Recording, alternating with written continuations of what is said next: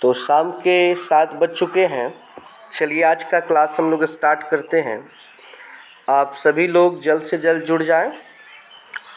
आज के क्लास में हम लोग क्लास 10th का सब्जेक्ट जो ज्योग्राफी है यानी कि भूगोल, इकाई 1 खंड क जिसका नाम है भारत संसाधन एवं उपयोग, इसका हम लोग पढ़ने वाले हैं पार्ट 4 यानी कि चौथा भाग। अभी तक हम लोगों ने इसका पार्ट 1, पार्ट 2 और पार्ट 3 कंप्लीट किया है। अगर आपने उसे नहीं देखा है तो चैनल के प्लेलिस्ट में जाकर के पढ़ सकते हैं, या इस वीडियो के डिस्क्रिप्शन में उन तीनों वीडियो का यानी कि पार्ट 1, पार्ट 2, पार्ट 3 का लिंक दिया गया है, वहाँ से भी जाकर के आप पढ़ सकते हैं। अगर उसे अच्छे तरीके से आप देख लेते हैं, समझ लेते हैं, तब यहाँ से आप पढ़ेंगे तो काफ़ी अच्छे से समझ में आएगा। ठीक है। अगर चैनल पे आप नए हैं तो चैनल को सब्सक्राइब करके बेल आइकन दबाएं, और बेल आइकन दबाते समय ये ध्यान रखें कि उसमें ऑल नोटिफिकेशन वाला ऑप्शन भी सिलेक्ट करना है, तभी आपके पास कोई भी इसका नोटिफिकेशन जा पाएगा जैसे ही वीडियो अपलोड होगा। साथ ही डिस्क्रिप्शन बॉक्स में टेलीग्राम का लिंक भी दिया गया है, वहाँ से आप जा कर के ज्वाइन कर सकते हैं टेलीग्राम को, और जो भी क्वेश्चन पूछना हो आप टेलीग्राम पे पूछ सकते हैं। तो चलिए, सबको गुड इवनिंग। जल्द से जल्द जुड़ जाएं, अपने अपने दोस्तों में इसे शेयर कर दीजिए ताकि वे लोग भी पढ़ सकें, और आगे हम लोग पढ़ते हैं इसको। आज का हमारा टॉपिक है संसाधन नियोजन।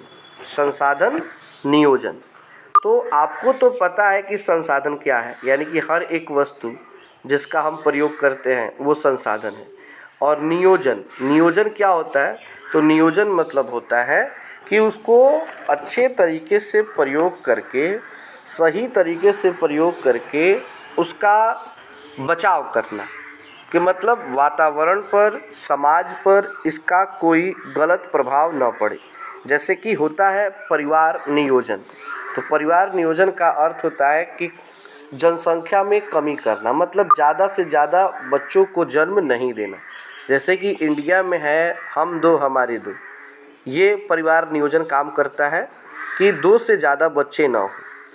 तो उसी तरह संसाधनों का नियोजन कैसे किया जाए, उनका बचाव कैसे किया जाए, उसी टॉपिक पर आज हम लोग पढ़ने वाले हैं। तो चलिए स्टार्ट करते हैं बिना टाइम गंवाए हुए। संसाधनों का विवेकपूर्ण उपयोग ही संसाधन नियोजन है। यहाँ पे एक शब्द है विवेकपूर्ण उपयोग। विवेकपूर्ण उपयोग का अर्थ हुआ बुद्धि का प्रयोग करके हम किसी भी वस्तु का अगर प्रयोग करें, कि मतलब उतना ही प्रयोग किया जाए जितना ज़रूरत है, उसे बर्बाद न किया जाए, तो वो विवेकपूर्ण उपयोग कहलाता है, यानी कि बुद्धि लगा करके। तो यही है संसाधन नियोजन, यानी कि किसी भी वस्तु का प्रयोग हम उसके भविष्य के बचाव को ध्यान में रखकर करते हैं, तो वो संसाधन नियोजन कहलाएगा। वर्तमान परिवेश में संसाधनों का विवेकपूर्ण उपयोग हमारे सामने चुनौती बनकर खड़ा है। चुनौती मतलब होता है एक समस्या, यानी कि आज के टाइम में संसाधनों का प्रयोग करना हमारे लिए एक चुनौती है, क्योंकि हम आज संसाधनों का प्रयोग अच्छे तरीके से ना करके उसे लगातार बर्बाद कर रहे हैं। चाहे जल संसाधन हो, यानी पानी की मात्रा है, अगर हम 1 बाल्टी पानी से स्नान कर सकते हैं तो वहाँ पे 5 बाल्टी 10-10 बाल्टी से कुछ लोग नहाते हैं। तो वहाँ पे क्या है कि जितना पानी की ज़रूरत थी उससे ज़्यादा पानी को आपने यूज किया, तो एक्स्ट्रा जो पानी है वो पानी क्या हो गया, वो बर्बाद हो गया, जो हमें नहीं करना चाहिए था। संसाधनों के विवेकपूर्ण दोहन, अब एक वर्ड है यहाँ पे दोहन मतलब होता है बर्बाद करना, हेतु सर्वमान्य रणनीति तैयार करना संसाधन नियोजन की प्रथम प्राथमिकता है। मतलब संसाधन नियोजन का ये पहला काम है कि हम संसाधनों का दोहन न करें, उसे हम बर्बाद न करें, उसको बचा कर प्रयोग करें। तो ये संसाधन नियोजन की पहली प्राथमिकता है कि इस पे हमें ध्यान देना चाहिए। फिर है क्रियाकलाप। एक यहाँ पे क्रियाकलाप आपकी किताब में दिया गया है कि आपको क्या करना है। प्रदेश के अंदर यानी कि आपके राज्य के अंदर, प्रदेश मतलब राज्य होता है, पाए जाने वाले खनिजों के यानी कि आपके राज्य में जो भी खनिज पाए जाते हैं, उत्खनन मतलब उसकी खुदाई करना, ज़मीन से निकालना, एवं भंडार और उसको इकट्ठा करना, क्षेत्र की सूची तैयार कीजिए। मतलब कि आपको एक ऐसा डाटा तैयार करना है कि आपके राज्य में जो खनिज पाए जाते हैं वो कौन कौन से खनिज है और उनका उत्खनन कहाँ कहाँ होता है, मतलब कहाँ से इसको निकाला जाता है और उसको भंडार कहाँ पर किया जाता है। उन जगहों का एक आपको चार्ट बनाना है, एक सूची तैयार करना है। तो आप लोग करते रहिएगा, ठीक है ना। आगे बढ़ते हैं। आगे है संसाधन नियोजन किसी भी राष्ट्र के विकास के लिए आवश्यक होता है। कोई भी देश है वो अच्छे तरीके से विकास तभी कर सकता है जब वहाँ पर संसाधन का क्या किया जाए, नियोजन किया जाए। मतलब कि संसाधन को बचा कर रखा जाए, संसाधन को बर्बाद न किया जाए। भारत जैसे देश के लिए तो यह अपरिहार्य है। यहाँ पे एक शब्द है अपरिहार्य। अपरिहार्य मतलब अति आवश्यक। मतलब भारत जैसे देश के लिए संसाधनों को बचाना तो सबसे ज़्यादा ज़रूरी है, क्योंकि यहाँ पर जनसंख्या क्या है, अभी तो 2 नंबर पे है चीन के बाद हम लोग हैं, लेकिन कुछ वर्षों के बाद ही समझ जाइए कि चीन भी हमसे पीछे हो जाएगा और हम 1 नंबर स्थान पे आ जाएंगे जनसंख्या के मामले में।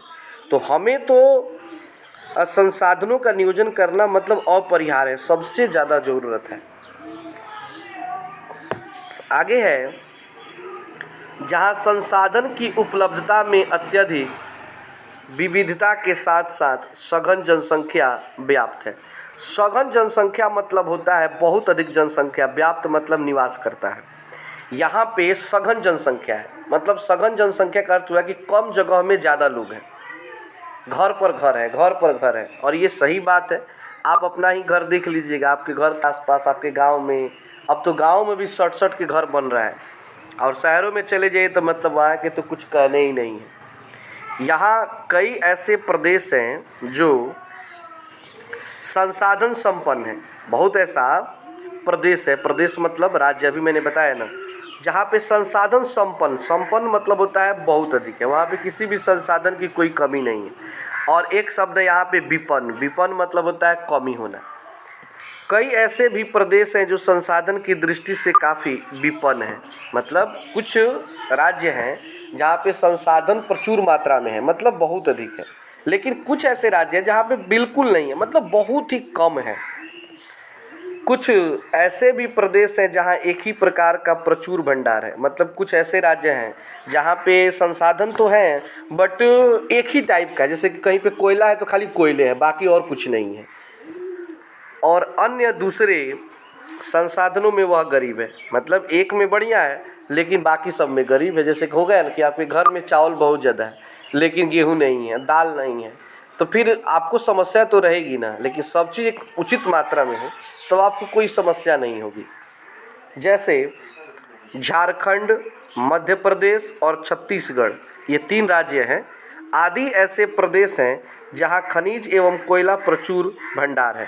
मतलब यहाँ पे आप झारखंड में चले जाइए, मध्य प्रदेश में चले जाइए या छत्तीसगढ़ में, तो यहाँ पे आपको कोयला और खनिज काफ़ी मात्रा में मिलेगा। उसी प्रकार बिहार भी चूना पत्थर एवं पाइराइट जैसे खनिजों में धनी है। जैसे कि झारखंड, मध्य प्रदेश, छत्तीसगढ़, इन सब में आपको ये कोयला, ये दिख रहे हैं, ये कोयला और काफ़ी ज़्यादा है यह खनिज। लेकिन आप अगर बिहार में चले आएँ, हमारे राज्य बिहार में, तो चूना पत्थर, यहाँ पे देख लीजिए चूना पत्थर है और पाइराइट, और ये है पाइराइट, ये तीनों खनिज है। तो ये बिहार में है, ये दोनों, ये और ये बिहार में फेमस ज़्यादा है, और ये छत्तीसगढ़, मध्य प्रदेश और झारखंड में ज़्यादा है। तो हर चीज़ हर जगह नहीं है। अगर चूना पत्थर अब जाइएगा यहाँ पे ये झारखंड, मध्य प्रदेश, छत्तीसगढ़ में नहीं है, लेकिन वहीं आइए बिहार में तो आपको कोयला जल्दी नहीं मिलेगा। चूना समझ रहे हैं ना आप लोग, वहीं चूना पत्थर, चूना को पीस करके जो खैनी उनी लोग नहीं खाते हैं, और पाइराइट उसी टाइप का होता है। तो यहाँ पे कहने का सेंस ये है कि हर राज्य में हर चीज़ उचित मात्रा में अवेलेबल नहीं है, कहीं पे कुछ ज़्यादा है तो कहीं पे कुछ ज़्यादा है। तो यहाँ पे क्वेश्चन आपसे हो सकता है कि झारखंड, मध्य प्रदेश और छत्तीसगढ़ में सबसे ज़्यादा क्या है, तो कोयला है, और बिहार में तो चूना पत्थर और पाइराइट है, यही खनिज है। आगे बढ़ते हैं। आगे दिया है अरुणाचल प्रदेश में, अरुणाचल प्रदेश भी एक राज्य है भारत का, जल संसाधन यानी कि पानी की मात्रा प्रचुर मात्रा में उपलब्ध है, परंतु कतिपय कारणों, कतिपय मतलब होता है कुछ कारणों से उसका विकास नहीं हो पाया है। राजस्थान में सौर ऊर्जा मैं बार बार बोलता हूँ, यहीं सोलर से जो एनर्जी निकलती है वो सौर ऊर्जा होता है, के साथ साथ पवन ऊर्जा मतलब हवा से, ये दिख रहे हैं ना, इसकी चर्चा मैं बार बार करता हूँ कि हवा से जो एनर्जी उत्पन्न किया जाता है वो कहा जाता है पवन ऊर्जा की प्रचुरता है, मतलब ये काफ़ी मात्रा में है। कहाँ पे? राजस्थान में। परंतु यह राज्य जल संसाधन की दृष्टि से अति निर्धन है। लेकिन अगर राजस्थान में अब पानी की बात कर लें तो वहाँ पे पानी बहुत ही कम है, केवल मरुस्थल ही मरुस्थल है। तो हर जगह पे हर चीज़ नहीं है, ठीक है ना। अरुणाचल प्रदेश में पानी है लेकिन वहाँ पे आपको सौर ऊर्जा, वहाँ पे आपको ये पवन ऊर्जा की कमी है। लेकिन वहीं राजस्थान में जाएंगे तो सौर ऊर्जा ज़्यादा है, पवन ऊर्जा ज़्यादा है, लेकिन जल ऊर्जा काफ़ी कम है। तो यहाँ पे क्या बताया जा रहा है कि हर राज्य में हर चीज़ उचित मात्रा में अवेलेबल नहीं है। फिर आगे है भारत के अंतर्गत लद्दाख का नाम सुने होंगे आप लोग। अभी हाल फिलहाल पिछले साल वहाँ पे वो जम्मू कश्मीर और ये लद्दाख दोनों केंद्र शासित राज्य हो गए हैं। और लद्दाख क्या है कि बर्फ़, वहाँ पे केवल बर्फ़ ही बर्फ़ है। जैसे भी क्षेत्र हैं जो शीत मरुस्थल, देखिए मरुस्थल मतलब होता है, मरु मतलब होता है बालू, स्थल मतलब ज़मीन, और यहाँ पे शीत मतलब ठंडा, यानी कि बर्फ़ का ढेर। सीधे समझिए ये बर्फ़ का ढेर है लद्दाख का, इन दोनों सीन है ये। ऐसे ही जगह वहाँ पे मिलेंगे आपको, खाली बर्फ़ के रूप, सालों भर बर्फ़ ही बर्फ़ मिलेगा। तो शीत मरुस्थल के रूप में अन्य भागों से अलग थलग हो गया है, लेकिन यह प्रदेश सांस्कृतिक विरासत का धनी है। ये किसका धनी है? तो सांस्कृतिक विरासत का। तो हर जगह हम इंडिया में क्या देख रहे हैं कि हर राज्य में हर जगह पर समानता नहीं है, कहीं पे कमी है तो कहीं पे अधिकता है। आगे है यहाँ जल, महत्वपूर्ण खनिज एवं मौलिक अवसंरचना की बहुत कमी है। अब इन सारी चीज़ों की यहाँ पे कमी है, चाहे जल हो चाहे खनिज हो। अतः राष्ट्रीय, प्रांतीय तथा अन्य स्थानीय स्तरों पर संसाधनों के समायोजन एवं संतुलन के लिए संसाधन नियोजन की अनिवार्य आवश्यकता है। इसलिए इन सारी बातों को जानने के बाद हम ये जानना होगा कि संसाधनों के बचाव, संसाधनों की सुरक्षा, उनका नियोजन करना हमारे लिए बहुत ही ज़रूरी है। तो आई होप कि आप लोग समझ पा रहे हैं कि संसाधन नियोजन क्या है। तो संसाधन नियोजन करते हैं वस्तुओं को बचा करके सही तरीके से प्रयोग करना, क्योंकि सारे संसाधन हमारे पास उचित मात्रा में अवेलेबल नहीं है, कहीं ना कहीं हमें किसी न किसी चीज़ की हमेशा कमी है। अब हम लोग पढ़ेंगे भारत में संसाधन नियोजन। अब हमारा टॉपिक है भारत में संसाधन नियोजन। तो चलिए इसको देखते हैं। आप लोग कमेंट कर सकते हैं, कोई भी अगर यहाँ तक कोई दिक्कत है तो आप लोग कमेंट करके पूछ सकते हैं, जो भी जहाँ पर भी आपको समस्या है, ठीक है। ऐसा नहीं है कि हम केवल पढ़ाते जा रहे हैं और आपको कोई समस्या हो रही है तो आप उसे नहीं पूछ रहे हैं। आप कमेंट कीजिए, तुरंत आपको कमेंट के माध्यम से ही उसका रिप्लाई दिया जाएगा। बिल्कुल नहीं सोचना है कि आपको जवाब नहीं मिलेगा, तुरंत जवाब मिलेगा। चलिए अब है हमारा आज का टॉपिक भारत में संसाधन नियोजन। अब भारत की थोड़ी सी बात कर लेते हैं इंडिया में कि संसाधन नियोजन के लिए कौन कौन से कार्य किए जा रहे हैं, ठीक है।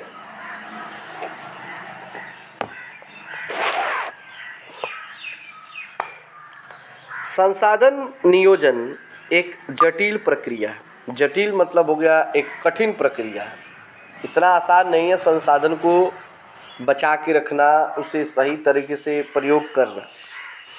इसके लिए आवश्यक क्रियाकलाप की आवश्यकता होती है। क्रियाकलाप मतलब हम अपने दैनिक जीवन में जो कुछ भी करते हैं उन कार्यों को करते हुए ये ध्यान में रखना बहुत ही ज़रूरी है कि हम जिन वस्तुओं का प्रयोग कर रहे हैं क्या वो सही तरीके से कर रहे हैं या सही तरीके से नहीं कर पा रहे हैं।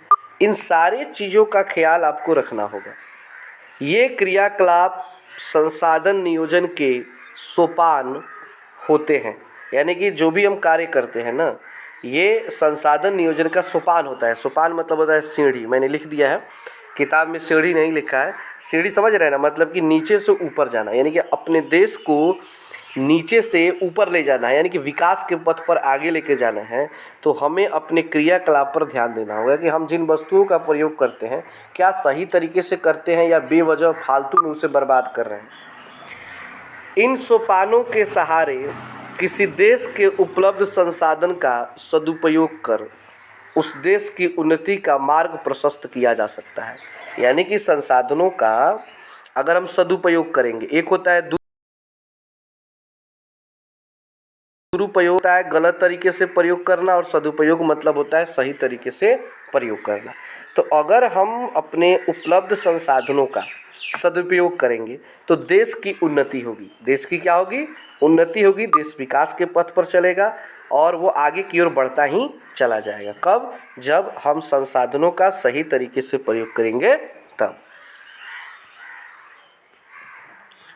आगे है, संसाधन नियोजन के सोपानों को निम्न रूप में बांटकर अध्ययन किया जा सकता है। अब संसाधनों को यहाँ पे 4 पार्ट में बांटा गया है कि हम क्या करें, ऐसा क्या करें संसाधनों को बचाने के लिए कि संसाधनों का हम सही तरीके से प्रयोग कर सकें, उसे बर्बाद होने से बचा सकें और अपने देश को उन्नति के पथ पर ले जा सकें।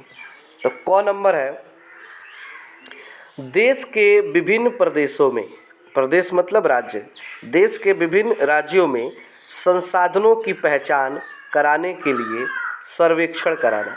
यानी कि सरकार के द्वारा जिन राज्यों में जो भी संसाधन मिलते हैं उनका सही तरीके से उनका सर्वेक्षण कराना, उनकी करवाना कि आखिर ये संसाधन क्या है, इसकी क्या उपयोगिता है या कितनी मात्रा में है, इसका प्रयोग हम किस रूप से कर सकें, इसको कैसे प्रयोग करें कि कम मात्रा में हम ज़्यादा इससे फ़ायदा ले सकें।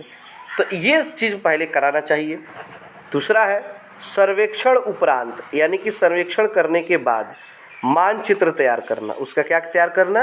एक मानचित्र तैयार करना एवं संसाधनों का गुणात्मक एवं मात्रात्मक आधार पर मापन या आकलन करना। यानी कि सबसे पहले क्या कीजिए कि सर्वेक्षण कीजिए, और सर्वेक्षण करने के बाद क्या करना है कि संसाधनों की मानचित्र तैयार करना है। फिर देखना है कि संसाधन में गुणात्मक, यानी कि उसके गुण क्या क्या है, इसमें क्या क्या क्वालिटी है, और फिर उसकी मात्रा क्या है, मतलब वो कितने मात्रा में है। इन सारे चीज़ों का आपको मापन या क्या करना है, आकलन करना है। तीसरा है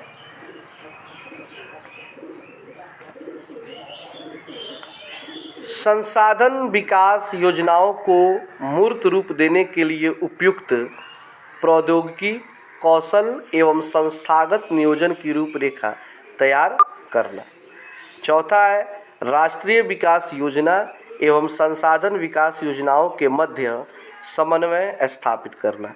यानी कि राज्य हो या राष्ट्र हो, दोनों को मिलजुल करके, दोनों सरकारों को मिलजुल करके इस पे ध्यान देना होगा, चाहे वो राज्य सरकार हो चाहे केंद्र सरकार हो।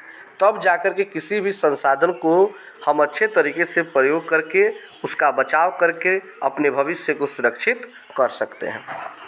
अब यहाँ पे आपकी किताब में दिया गया है ज्ञात कीजिए।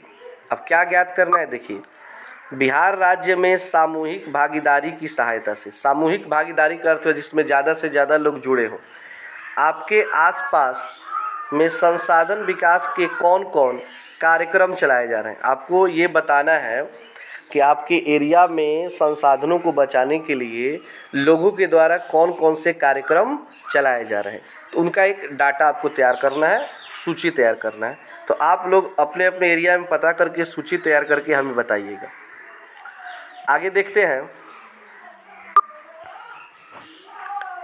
हमारे देश में स्वतंत्रता प्राप्ति के बाद से ही संसाधन नियोजन के लक्षित उद्देश्यों को हासिल करने का प्रयास किया जा रहा है।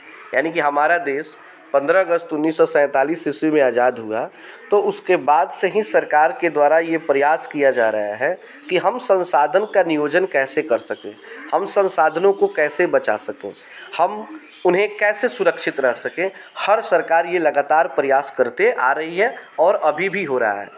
इस संदर्भ में भारत सरकार प्रथम पंचवर्षीय योजना में ही प्रयासरत है। हमारे देश के प्रथम प्रधानमंत्री पंडित जवाहरलाल नेहरू जी ने एक योजना लाई थी, पंचवर्षीय योजना। पंचवर्षीय योजना का अर्थ होता है कि 5 वर्ष में हमें अपने देश में क्या क्या करना है। तो उस पंचवर्षीय योजना के अंतर्गत संसाधनों को भी देखा गया कि 5 वर्षों में हम संसाधनों का नियोजन कितना करेंगे, किस तरह करेंगे। तो ये भारत सरकार का प्रथम योजना था, पंचवर्षीय योजना। किसी भी इकाई पर विकास हेतु संसाधन एक आवश्यक शर्त है। कोई भी देश अगर वो डेवलप कर रहा है, अगर आगे बढ़ रहा है, तो उसमें कहीं ना कहीं इन संसाधनों का बहुत बड़ा योगदान है, संसाधनों का बहुत बड़ा रोल है। किंतु प्रौद्योगिकी एवं संस्थानों में वांछित परिवर्तन के अभाव में केवल संसाधनों को उपलब्धता से विकास संभव नहीं है। देखिए, ऐसा नहीं है कि देश में संसाधन नहीं है, संसाधन है, लेकिन अगर उसका हम प्रयोग सही तरीके से नहीं करेंगे तो वो बर्बाद हो जाते हैं। हम उनका अच्छे तरीके से यूज नहीं करेंगे तो फिर वो उसी तरह रखे रखे ख़त्म हो जाते हैं, या यूज करते भी हैं तो गलत तरीके से करते हैं, तो उसमें वो काफ़ी मात्रा में बर्बाद हो जाते हैं। जितना हम मेहनत करते हैं उतना मात्रा में वो निकल नहीं पाते हैं। आज भी हमारे देश में ऐसे कई राज्य हैं जहाँ संसाधन की प्रचुरता के बाद भी आर्थिक रूप से पिछड़े राज्य में इसकी गणना की जाती है। मतलब कि बहुत सारे राज्य हैं कि जहाँ पे ये खनिज हैं, ये संसाधन हैं कि वो राज्य धनी बन सकता है, लेकिन फिर भी उसको वो अच्छे तरीके से यूज नहीं कर पा रहा है, उसको सही तरीके से प्रयोग नहीं कर पा रहा है, जिसके चलते वो क्या है कि पिछड़े राज्य में है, बहुत ही पीछे, आगे नहीं बढ़ पा रहा है। इसके विपरीत कुछ ऐसे भी राज्य हैं जो संसाधन के अभाव में भी आर्थिक रूप से विकसित हैं, और कुछ ऐसे राज्य हैं जहाँ पे संसाधन की कमी है, लेकिन इतना ना ज़्यादा वो मेहनत करते हैं, टेक्निक लगाते हैं कि कम संसाधनों में ही ज़्यादा फ़ायदा कमा लेते हैं। तो वही कहने का अर्थ है कि कुछ लोग बस धन होते हुए भी दुखी रहते हैं और कुछ लोग अभाव में भी सुखी रहते हैं।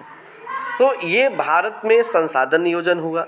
अब हमारा अगला टॉपिक है संसाधनों का संरक्षण। तो वो हम पढ़ेंगे अगले क्लास में, पार्ट 5 में, संसाधनों का संरक्षण। तो आज के लिए इतना ही। आप लोगों को जो कुछ भी पूछना है कमेंट बॉक्स में पूछ सकते हैं, और आज के लिए इतना ही। वीडियो आपको कैसा लगा आज का क्लास कमेंट बॉक्स में ज़रूर बताएंगे। अच्छा बुरा, अगर अच्छा लगा हो तो लाइक का बटन दबाएंगे, बुरा लगा हो तो डिसलाइक का बटन दबाएंगे, और इसे अपने दोस्तों में अगर लगे कि शेयर करना चाहिए तो कर सकते हैं। चैनल पे नए हैं तो सब्सक्राइब करके बेल आइकन दबा लीजिएगा, वो भी आपकी इच्छा के ऊपर है। तो चलिए आज का क्लास समाप्त करते हैं और कल फिर मिलते हैं शाम 7 बजे। धन्यवाद।